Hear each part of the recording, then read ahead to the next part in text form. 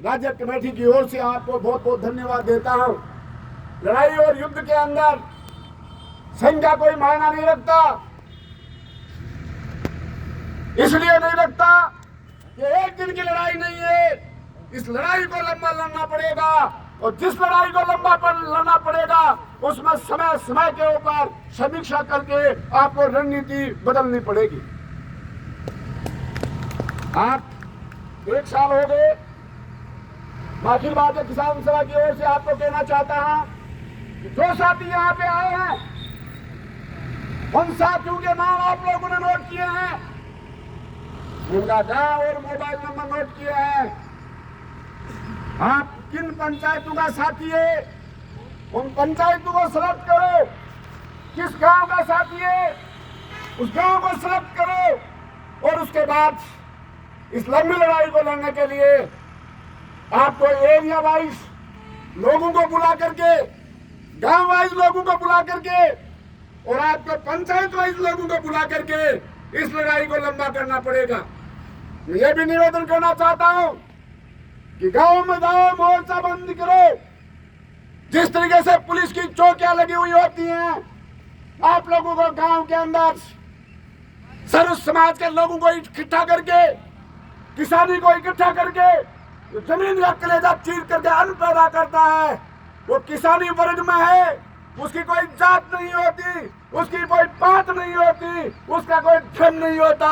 उसका धर्म होता है अन्न पैदा करना, उसका धर्म होता है दूध और दही पैदा करना, उसका धर्म होता है देश के गरीबों का पेट पालने का काम करना।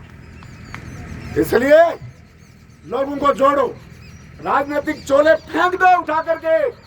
किस भारतीय जनता पार्टी का, कोई कांग्रेस का, कोई कम्युनिस्ट पार्टी का, ये चोले उतार करके फेंक दो। गांव के चौक के अंदर जाओ और कहो, आओ किसानों, ये हमारी पेट की लड़ाई है, ये हमारी रोटी की लड़ाई है, ये हमारी अस्मिता का सवाल है। हमारे बेटे क्या करेंगे, हमारी बेटियां क्या करेंगी, भविष्य बनाने के लिए इस लड़ाई को आपको हर हालत के अंदर लड़ना होगा, हर हालत के अंदर जीतना होगा। मैं एक बात निवेदन करना चाहता हूं, हम कॉलेजों के अंदर विद्यार्थी हुआ करते थे, किसान छात्रावास 1987 का आंदोलन आप लोगों ने सुना होगा, सब लोगों ने। और उस लड़ाई के अंदर पुलिस के सामने हम लोग थे, हमारे सामने गोलियां चल रही थी, हम पुलिस का पत्थरों से मुकाबला कर रहे थे। हमारा एक बेटा है, हमारा भाई, हमारा साथी कानाराम वहां पे शहीद हुआ। हम गांव के अंदर चले गए, 2-2 साल तक हम भूमिगत रहे। हमारे नौजवानों ने, जिस छात्रावास को तमाम उन लोगों ने असामाजिक तत्वों में बदनाम कर रखा था कि कोई भी घटना बाजार में होती थी कि जाट बोर्डिंग के लोग हैं, किसान छात्रावास के लोग हैं, हम लोग गए गांव के अंदर, गांव के लोगों ने हमें सिर पे बैठाया सब लोगों को और 85 गांव में टारगेट बनाया हमने कि हमने जिस सियासत ने हमारे बच्चे को खत्म किया है, जिस सियासत ने हमारे छात्रावास को गोलीकांड के रूप के अंदर तब्दील किया है, उस सियासत को उखाड़ करके फेंकेंगे। यह संकल्प लिया था, 85 गांवों के अंदर मोर्चा कायम कर दिया और अमराराम वहां से निकला लाल झंडे का साथी जीत करके। ये लक्ष्य था हमारा। और आज आपके सामने कोई सीकर जिले के अंदर कांग्रेस ने मेहरबानी नहीं की है। सीकर जिले का जर्रा जर्रा वामपंथी आंदोलन के अंदर रंगा हुआ है। मौका अभी मिला था, वहां कांग्रेस चुनाव लड़ती, कांग्रेस का कितना ही बड़ा नेता हो, चुनाव हारते, वहां अमराराम को मजबूर होकर के कांग्रेस ने समझौता करना पड़ा और वामपंथियों से समझौता किया, जिसके अंदर राजस्थान के अंदर 11 सीटों पे वोट डलाने का काम किया, 10 पे उनको 1 सीट जीत करके आए, नागौर से जीत करके आए। ये बड़ी बात है, छोटी बात नहीं है। मैं आपके सामने इसलिए कहना चाहता हूं कि याद करो हमारे उस कर्जा माफी के आंदोलन को, याद करो हमारे बिजली के आंदोलन को। 8,000 करोड़ रुपया किसान सभा के झंडे के नेतृत्व के अंदर लाखों लाख लोग उस जज्बे और आंदोलन के अंदर आगे बढ़े। राजस्थान के 8,000 करोड़ रुपया उस राजस्थान की सरकार के नाशों में दगल डाल करके झटके दे दे करके रगड़ रगड़ करके पास करवाए। कोऑपरेटिव सोसाइटी के लोगों को बहुत बड़ा फायदा हुआ। यही नहीं, जब सवाल आया बिजली का, बिजली की रेटें बढ़ गई। एक आंदोलन नहीं, 1 दर्जन से अधिक आंदोलन, और आखिरी कितना बड़ा इस आंदोलन से शाजापुर का आंदोलन। मेरे साथी भी बता रहे थे, जो दौड़ आया, 50 लोग थे हम शाजापुर बॉर्डर के अंदर, उन कैंपों के अंदर। हमने अमरावत जी से कहा कि लोग नफरी कम होती जाती है। उन्होंने कहा युद्ध के मैदान के अंदर नफरी नहीं देखी जाती। युद्ध के मैदान में एक भी जिंदा खड़ा है तो जीता हुआ माना जाता है। और आखिर उस सियासत को भारतीय जनता पार्टी और सबसे बड़े तानाशाह को झुका करके 3 काले कानून वापस लेकर के जुलूस के रूप के अंदर आए। और उसी का परिणाम आज सीकर जिले के अंदर जो लाल झंडा लहराया है, बहुत बड़ी कुर्बानियां देकर के आगे बढ़ा है। हम ये कहना चाहते हैं कि जब शाजापुर बॉर्डर के ऊपर आप लोग जीत सकते हो, बहुत सारे लोग आप में से गए वहां पे, तो ये नहर का तो क्या आंदोलन है। नहर तो आनी होगी, इसलिए आनी होगी कि आपके इलेक्शन सत्ता हुआ नीम का दाना, नीम का दाने से सत्ता हुआ दांता, दांता से सत्ता हुआ धूप। हमारा सीकर जिला आधे से ज्यादा पानी सूख चुका है। लोग ट्राई कर रहे हैं पीने पानी के लिए, इसलिए कारवां आगे बढ़ेगा। और बातें किसकी चलेंगी, इतिहास किसका लिखा जाएगा? जो युद्ध के मैदान के अंदर अगुवाई करते हैं, युद्ध के मैदान के अंदर संघर्ष करते हैं, जो लड़ाके होते हैं, वही उन्हीं का इतिहास लिखा जाता है। और जो मत प्रिय लोग होते हैं वो कहीं किसी भी जगह जा सकते हैं। इसलिए दोस्तों, लड़ाई को जारी रखो, संघर्ष को जारी रखो। एक बहुत बड़ी आफत आ रही है आपके सामने, 765 केवी की। हमारे सीकर जिले के अंदर बहुत बड़ा मूवमेंट चल रहा है उसका, 765। अभी साथी जिक्र कर रहे थे 2020 का बिजली विनियोग अधिनियम हिंदुस्तान की सत्ता ने पास कर दिया। उसी का परिणाम है अडानी और अंबानी की 765 की लाइनें जो आ रही है इलाकों के अंदर। 65 मीटर तक का एरिया, वहां पे आदमी बैठ नहीं सकता। यदि 2 घंटे के अंदर वहां खड़ा हो जाता है तो कान बहरे हो जाते हैं।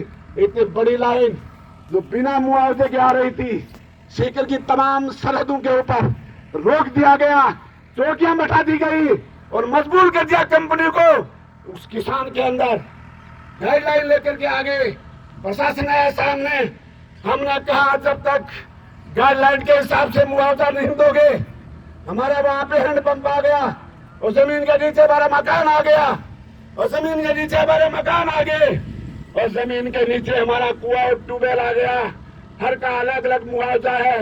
एक एक किसान को 18 लाख रुपए दिलाने का काम किया है, जिसके खेत के अंदर मुआवजा दे दिया गया।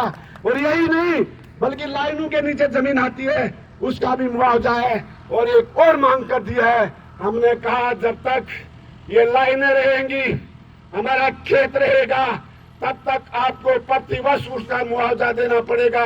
वो निश्चित संख्या आपको तय करनी पड़ेगी। कंपनियों को भगा दिया गया है, सरकार को चेतावनी दे दी गई है। ये लड़ाई चौतरफा होगी, ये लड़ाई बिजली के सवाल पे लड़ी जाएगी, ये लड़ाई नहर के सवाल के ऊपर लड़ी जाएगी। और ये समाज के अंदर जो भी हालात बिखरे हुए हैं, किसने किया है? ये आप और हमने। अरे 2014 जिसके अंदर लच्छेदार भाषण देकर के आए थे, मोदी देश को बचाएगा, 2 करोड़ लोगों को काम, हर खेत को पानी, ये सब कुछ दिया जाएगा, रोजगार विकसित किए जाएंगे। एक को भी नहीं दिया। किसको बुलाना देते हो? वोट आप दे चुके हो। अरे भारतीय जनता पार्टी और आरएसएस देश के अंदर सत्यानाशी का पौधा है, सत्यानाशी का पौधा। जिस खेत के अंदर खड़ा हो जाता है उस किसान को बर्बाद कर देता है, उसकी जमीन को बर्बाद कर देता है, उसके अंदर अन्न पैदा नहीं होता। इसलिए आप लोगों ने जबरदस्ती इस पौधे को समाज के हिस्से के अंदर पैदा किया है, उन्होंने किसको देते हो? इसलिए सर छोटू राम ने एक बात और कही थी, मेरा दोस्त कह रहा था कि किसान की इस कमेरे की एक आंख खेत के अंदर दूसरी आंख सियासत को छीनने के अंदर होनी चाहिए। इसलिए मेरे किसान साथियों, आपके दुश्मन और आपके दोस्त को आप लोगों को पहचानना होगा। जिस तरीके से और किसान के ऊपर, हमारे भविष्य के ऊपर जितना अटैक इस भारतीय जनता पार्टी ने किया है, उतना अटैक किसी ने नहीं किया। आपको पता होगा, हमारा बच्चा स्कूल जाता है, समाज कौन सा निर्माण करता है? जिसके बच्चे फ्री और मुफ्त और अनिवार्य शिक्षा प्राप्त करते हैं, वो देश के निर्माण के लिए आगे बढ़ते हैं। और उसमें पता है आपको, हमारे बैग के ऊपर, हमारे बच्चे की कलम के ऊपर, हमारे बच्चे की पट्टी के ऊपर 18 और 8% GST लगा दी। हमारा बच्चा पढ़ नहीं सके, हमारी शिक्षा महंगी हो जाए। और आपको पता है, आपके किसान के ऊपर 28% GST, जो जमीन का कलेजा चीर करके अन्न पैदा करते हो, उस तमाम मशीनरी के ऊपर आप खरीदने के लिए जाते हो, 28% की GST लगा दी उस लोगों ने। बहुत सारे ऐसे वो पता है उन लोगों को, इस बात का पता है कि यदि किसान को जिंदा छोड़ दिया, यदि भविष्य को जिंदा छोड़ दिया, छोटे छोटे बच्चों को, उनको यदि शिक्षा को रोका नहीं, किसान को रोका नहीं, तो देश के अंदर हमें राज कोई नहीं करने देगा। ये बहुत अच्छी तरीके से भारतीय जनता पार्टी और ऐसा चाहती है। वो हिंदुस्तान के अंदर मनुवादी संविधान को वापस लाना चाहती है। ज्यादा बातें नहीं कहते हुए मैं आप लोग से अपील करूंगा कि लड़ाई लड़ो, संघर्ष को आगे बढ़ाओ। आप कमजोर नहीं हो, बेहतरीन योद्धा हो, आप जीतोगे। लाल झंडे उड़े हम लोग, जहां भी आप कमजोर होते दिखोगे, हजारों की संख्या के अंदर आपके समर्थन के अंदर आपकी लड़ाई को सहयोग देने के लिए और हम भी चालू कर रहे हैं। फतेहपुर से लेकर उस इलाके के अंदर आप इस लड़ाई को हम भी चालू कर रहे हैं। इसलिए लड़ो, आगे बढ़ो, लड़ेंगे, जीतेंगे। धन्यवाद। धन्यवाद जहांगीर साहब। आपने इस आंदोलन को हमारी एक तहसील का नहीं, पूरे जिले का नहीं, पूरे शेखावाटी के आंदोलन बनाने का आश्वासन दिया है। जब भी आप दोबारा आओगे, हम आपको बता देंगे कि हमारी लड़ाई कितनी मजबूत है। आपके भाषण सुन करके हम सभी का खून खोल रहा है।